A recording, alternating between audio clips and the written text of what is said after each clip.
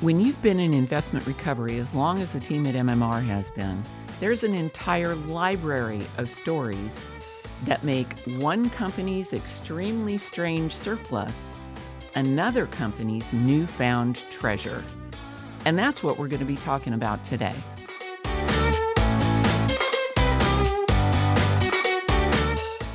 You are listening to I Need This Gone Tomorrow, a podcast by Material Management Resources. MMR is a full-service investment recovery firm serving a variety of industries, including oil and gas and utilities. On this podcast, we talk all about responsible investment recovery, which is more than an afterthought. It can become a strategic advantage and a differentiator if it's handled properly. This podcast is about how you and your company can leverage investment recovery in your projects.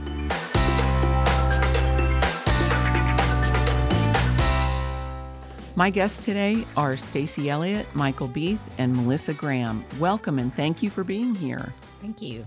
Good morning. Today we're talking about how to handle hard-to-sell items. In investment recovery, there are several things that impact what makes something hard to sell. Factors like environmental regulation, weather, location, and market value can all come into play. So let's get into it. Melissa, MMR has been in investment recovery a long time. How has helping clients sell difficult-to-sell items changed over the years? We've been doing this since 1994, and I have to say probably one of the biggest changes is technology. Back in 94, the internet didn't exist like it does now. I remember saying, I'm going to have to take a class on this whole World Wide Web thing because I don't know what it is. And now it's just second nature. But so not only are there reference material about the material easily available online, we can do more of our research that way to find out what the market's doing, what the possible use is if it's something we haven't heard of before. What is this and how do you use it? And we've also changed how we market to our buyers. It used to be direct emails, and we had an Excel file, and you had to filter it and find the email addresses. Then we started with a really basic website, but now we've got a website that we can list the material on. We can send focused emails to our buyers based on material that they're interested in.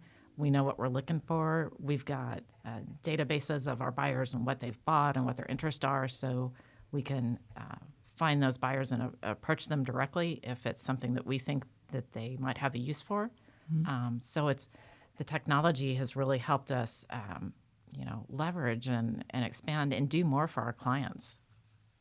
Great. And just going off of what Melissa was saying, I think looking up specs has helped us a lot. If a customer doesn't have specs on something, we can look up manufacturer specs, which helps us to sell because all buyers want to have as much information as possible. Yeah. I'll second that. And I think just yesterday, actually, I was talking to the company that created something, right? So if they manufactured it, so we can get that information off it, and then we can go back and we have history to say, hey, you were on the team that made this.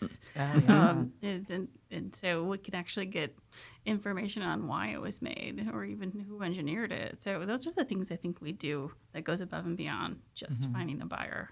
Yeah. And the one thing that hasn't changed through the whole process is that, we're going to do it right. We're going to meet the controls. We're going to do it ethically. We're going to communicate with you and make sure we understand expectations. So, Stacy, what kinds of items do clients typically need to sell? There's a steady stream of certain commodities that we will sell on a regular basis for our clients. And I think the biggest one is tubing, pipe, sucker rods. And Michael, you could probably have some other ones. Yes, also valves and cable we see quite often on a regular basis. Yeah, so those are those things that we know we're going to handle. We're very good at it. And then there's the other spectrum, which is those hard to sell things, right? The weird one-offs, the horse treadmill. Just recently, just we've weird things. gotten some paint out of one of the refineries that they're needing to get rid of, and it's all random colors, sometimes thinners, stuff. They found it in a Connex box, and the owner of the Connex box wants it back, and so they need the paint gone. It's kind of like, Okay. Yeah. So All right. It just makes our job interesting, right? Because it's not always easy, and that's what we're here for, and that's what our years of experience are for. Is so we know how to handle some of those strange things that literally it's those they come to us and say, "I'm at my wit's end. I don't know what to do with this," and we help. And sometimes we help and we have a high return, and sometimes we help just by saving them from landfilling it and doing the right thing ethically. Right. So sometimes it's low dollar like that, but that's what they need, and that's what we can do as well. Let's talk a little bit about how MMR tackles tough to sell items. Take us behind the scenes, if you would, and tell us about how you approach it with a client. Well, in today's marketplace, we look for buyers for possibly parts to be refurbished. And if that all doesn't work out, we look at metallurgy and we try to get some interest there where some people would just go for scrap.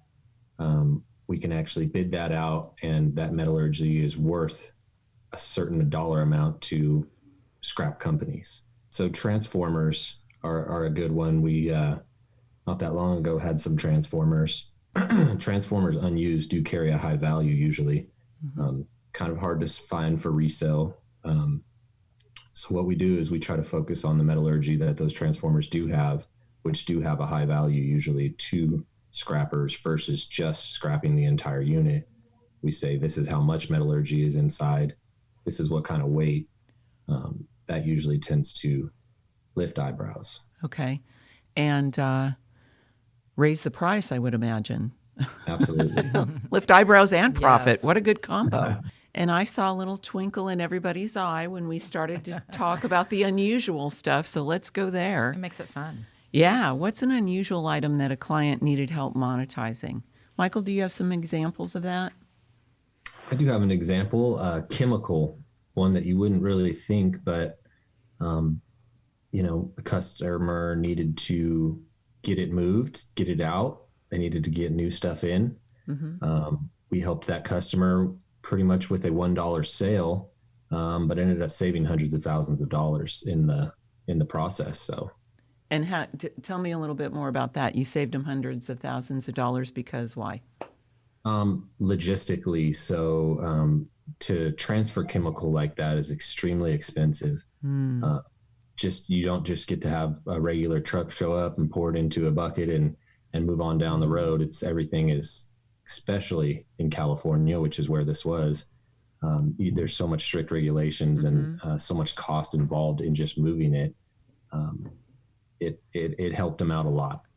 Well, and wasn't the initial price on that one, the trucking was going to cost them several thousands of dollars, and by doing the $1 sale and negotiating some of the logistics on it, we were able to save them about half of the price?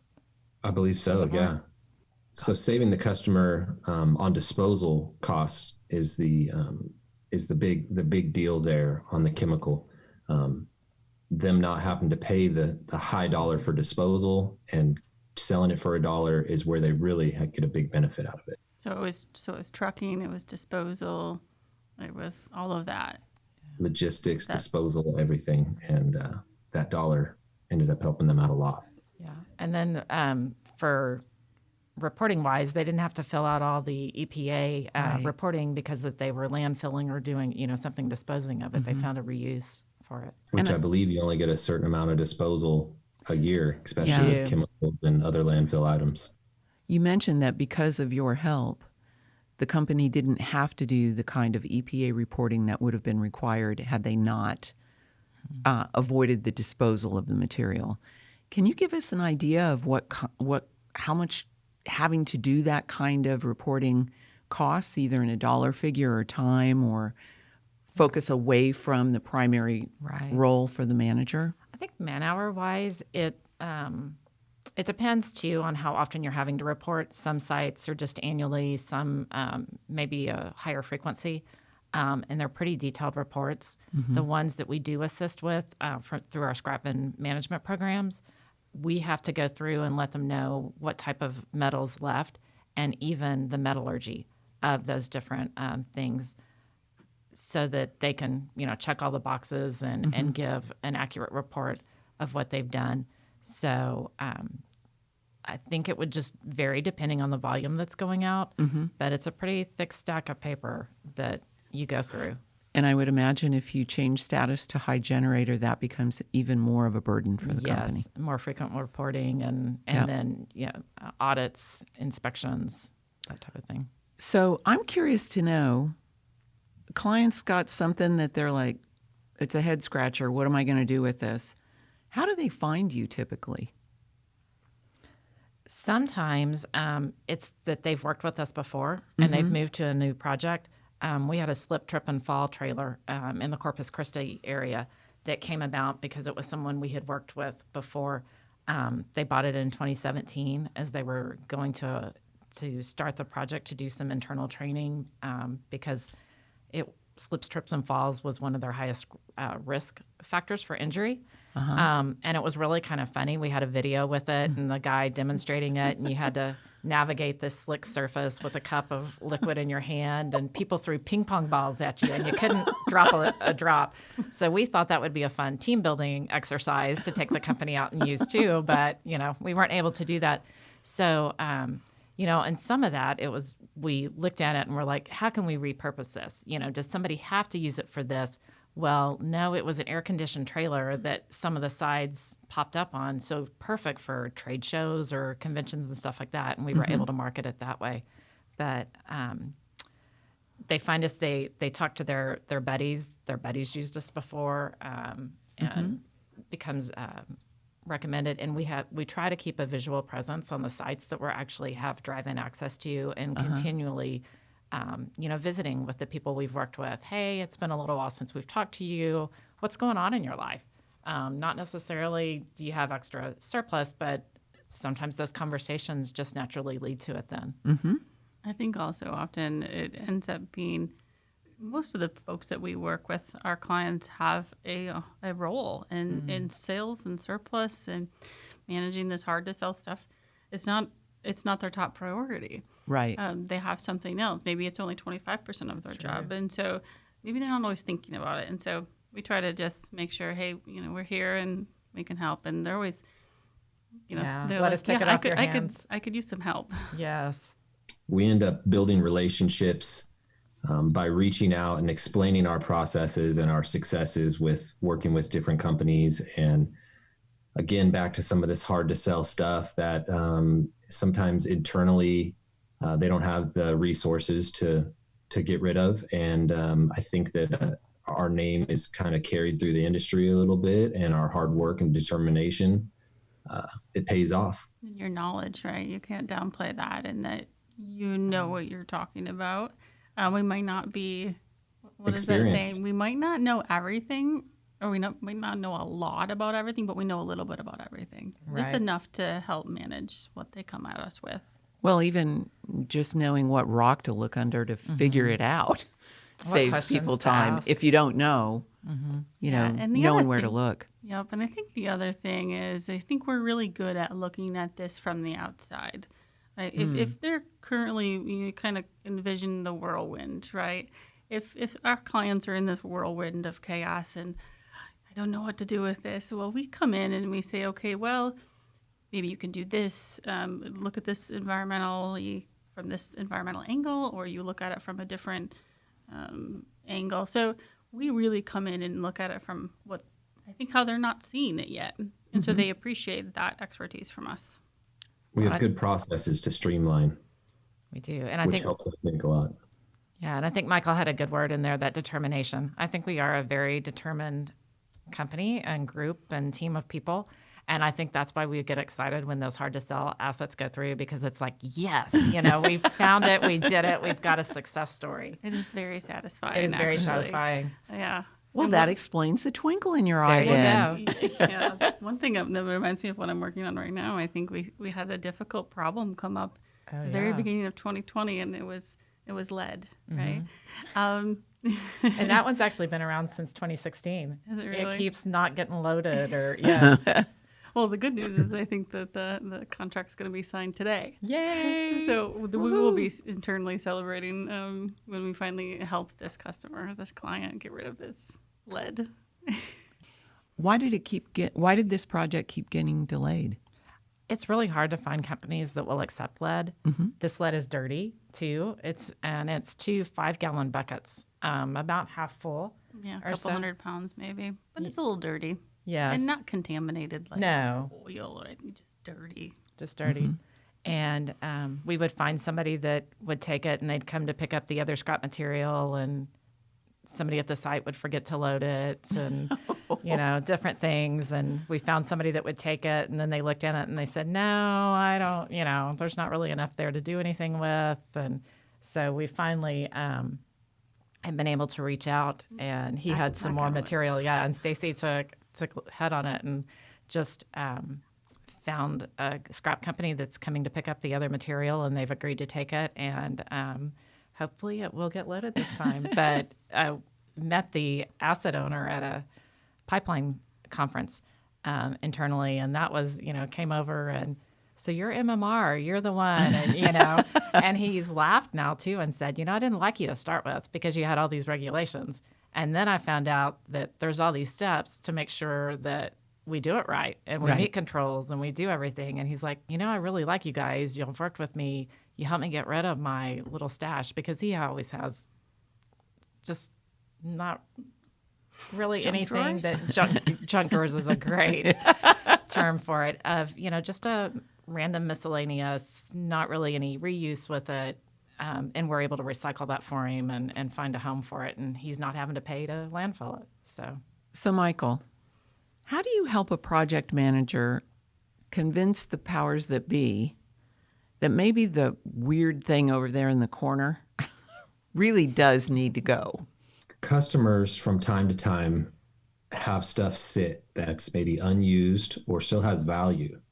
And what it does is it sits and it corrodes and it deteriorates, usually to a point to where a buyer to buy for resale or refurbish, it's no longer in their wheelhouse of being able to do so. Mm-hmm. So we try to get that out when we are able to identify that it won't be able to be reused for the customer, and to where we can still get somewhat of a good, decent price from a buyer for the customer. We explain that to them, and try to have them say, are you for sure not going to be able to reuse this or put this back into service? And if not, let's still get you a decent price before it's worth scrap. And then we have no way of selling for reuse. For instance, some shoring material was going to get actually thrown away just recently. And I talked to a customer about putting it out for actual sale for reuse, possibly. We ended up selling that shoring material for 3 times what they would have put in the scrap bin for. That's big. Sometimes the knowledge that we provide is why to get rid of it, right? So there's holding costs. I think we've talked about that a little bit before. There's holding costs for that material. Mm-hmm. So just sitting there isn't free. Right. Right. There's also the condition of that equipment. So whether it could be obsolete by now, right? Mm-hmm. So if it sits there for 10 years, well, 5 years ago you might have been able to sell it for reuse, but now you can't. Right. Right. So just being aware of that is sometimes all it takes to get rid of something. Well, it seems too that a project manager, if that's only 25% of what they're supposed to be paying attention to, it's easy to want to put it off. Mm-hmm. And you guys have a different point of view. You come in from the outside, you see it sitting there. It isn't just something in the background to you. And it's also, you see it as an opportunity for your client where they just see it as a task. And I think the point of view is really valuable. Mm-hmm. It's hard for them sometimes too to see a number in a book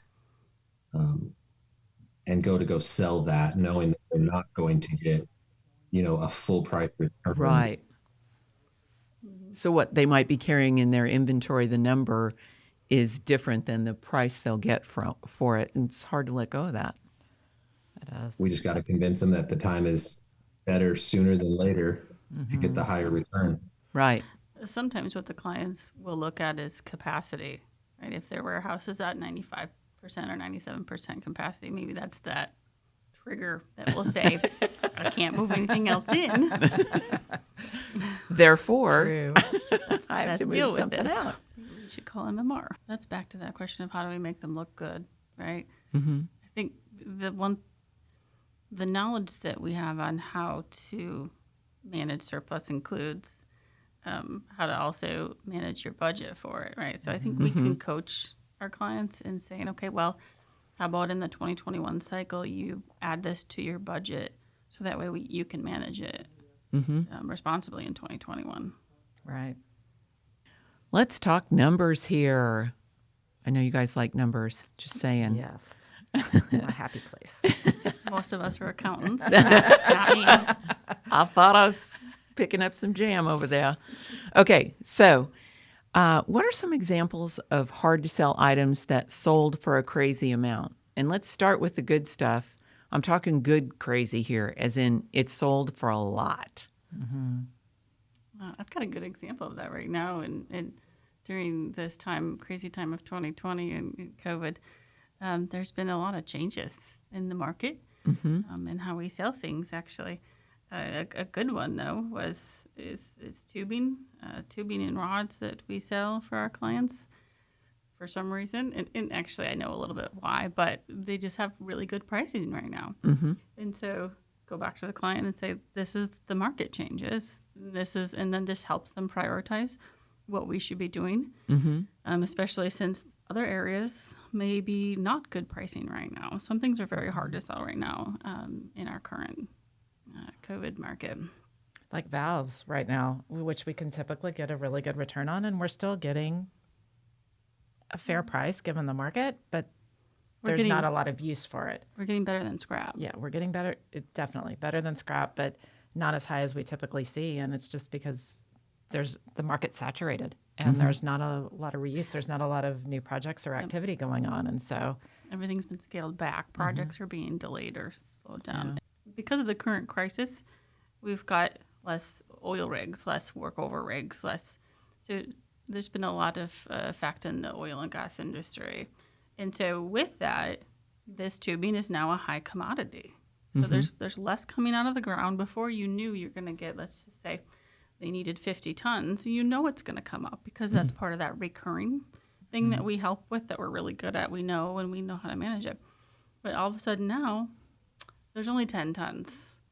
So people are calling. We've got buyers calling and saying, I really need this because there's just none out there. And you've got some, right? So then we get really good pricing for it. So that's what's currently happening right now.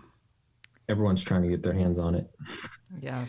Yeah. It's bringing out everybody, even the cattle farms in Wyoming. They're looking for tubing. Is there another example of a particular item that sold for a crazy good amount? I do have one. We had some 30-inch pipe just not that long ago. Ended up finding a buyer that was halfway across the U.S. from California. Ended up having a project that had a customer, one of their customers needed it for, and we ended up selling that for a lot higher than we projected even doing good on. So it was a big win for us. Was his bid 2 or 3 times higher than the other? 4 times. 4 times. So Love that. How about a bad crazy amount? As in the client thought this thing was going to get the big bucks and it went for a little bit of nothing. Just recently, we got a request from Australia that they had some N94 masks that were $4 each as far as their return on them that they wanted. And, so they're not N95s. They're not what everybody's looking at. And then you go and start looking in the marketplace and what the going rate is for even an N95, which is a higher grade mask. And the N95s were like half the price. And so it was one of those hard discussions that you have with a client of, if this is what you need, you're not going to get it. And so you either need to store them and reuse, or you need to adjust expectations. Being truthful with the client is sometimes a very difficult thing to do. and it's the responsible thing to do. So in this instance, if some manager thinks, wow, I can get a whole bunch of money for this lot of things that I have to sell, and that isn't reality, for them to expect that amount or to project that amount would only hurt them. It's true. And we do, they're hard conversations to have, but to the extent possible, we like to do that up front so that we can manage those expectations, because nobody likes to be surprised in the end. Right. And so, that communication is just key in that relationship with the client. It's not always the easiest thing to do, but the right thing to do. And that's what if we have our customer back, that's what we have to do versus giving false information or false hope sometimes. Yep. What do you guys do when a client comes to you with a high volume of lots of different stuff that they need to, that may even be kind of weird, that they need to get rid of? How do you guys handle that? Maybe that spreadsheet that starts with 75,000 line items. Right? How do we tackle that? Yeah. As a team? Yeah. I think one of the first things is, we start with a spreadsheet, and it's Excel, so I love Excel. But give me a good Excel file. And so, we'd review that spreadsheet just to see, what's there, first of all. What like commodities are there? Are they stored together? Are they stored in multiple locations? How can we group these so that it's a manageable task? Just recently got a list of material, and there's over 7,000 valves. Well, the valves are going to vary in composition, metallurgy, and size and type and everything. And how do you group those? How do you get your hand around it? Manufacturer. You parse that data. Spread it out. You start parsing that data to say how can we best manage this? Yeah. I think we spread it out into categories, and we try to focus on each area and each person's strong suits with a list of so many different materials. Exactly. So you all work as a team We do. in something like that? We do. And, task different people with different things, and, and go put eyes on it even, and is somebody close, or does somebody have greater experience with this type of material? Well, let's get them out there so that they can go. Or, even internally, we'll be like, I've got this material. You've got more experience dealing with this. Will you look at it and tell me what questions I need to ask when I go back? Okay. I think we did that this morning, right? We looked at that spreadsheet, and some of us are really good at spreadsheets, and actually that's not me. And so I will go to Melissa or Kevin for that spreadsheet. So starting to parse that out and put pivot tables to it.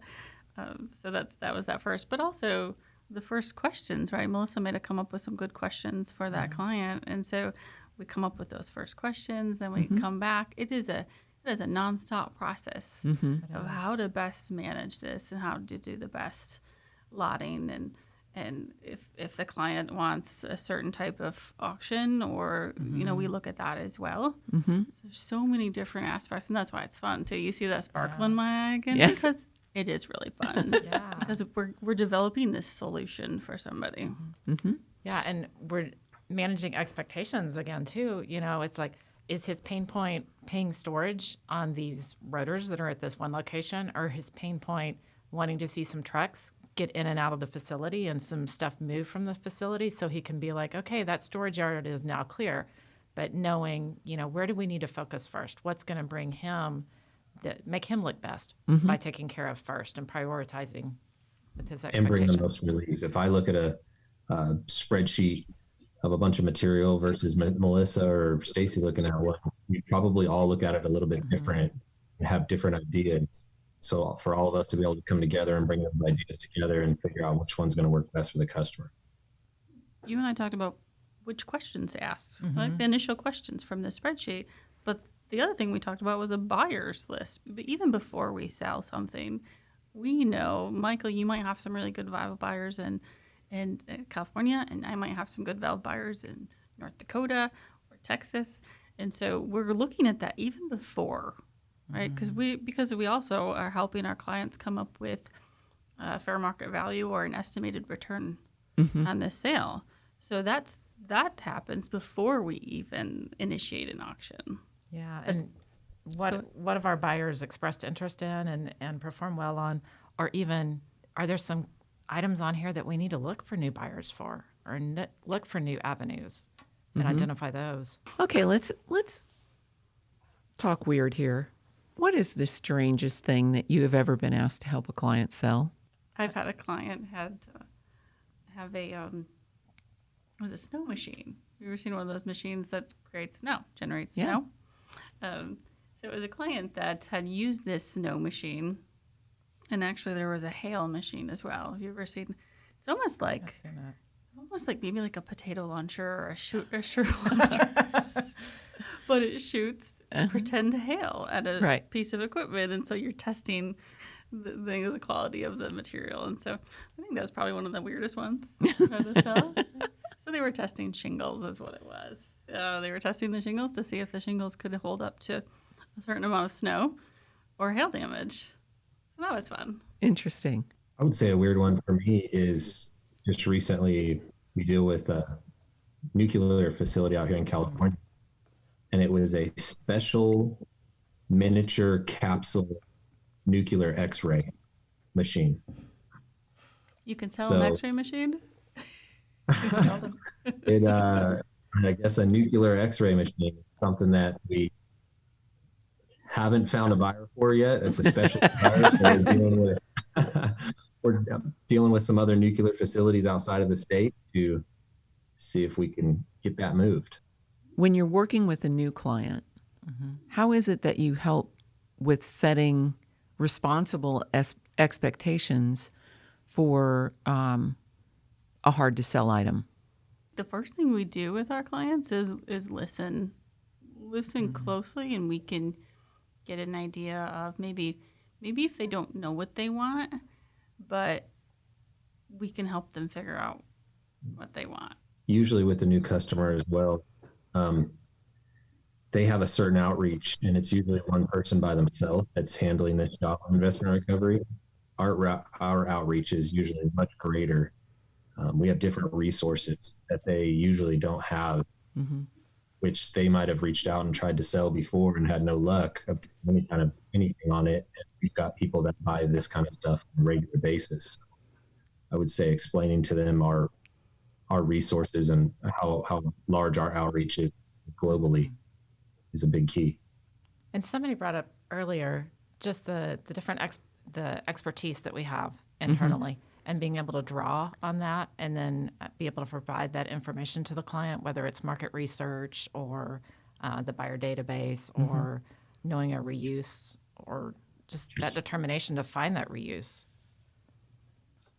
Let's try and summarize what we've talked about today. Investment recovery is like a Rorschach test. Different people, when looking at an image, see different things. A manager can see materials that seem easier to let sit there, when in reality, there's an opportunity to generate a return.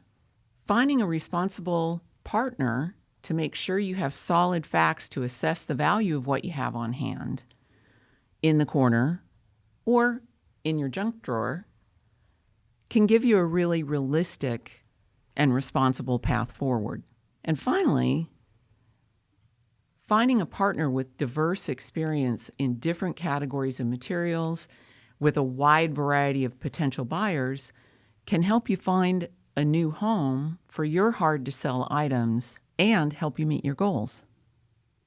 So guys, how did I do? That's a great summary. Great. Good job. We want to thank our guests today, Stacy, Michael, and Melissa, for sharing your time and expertise with us. Thanks for taking the time to talk to us. Yeah, you're welcome. For having us. You betcha.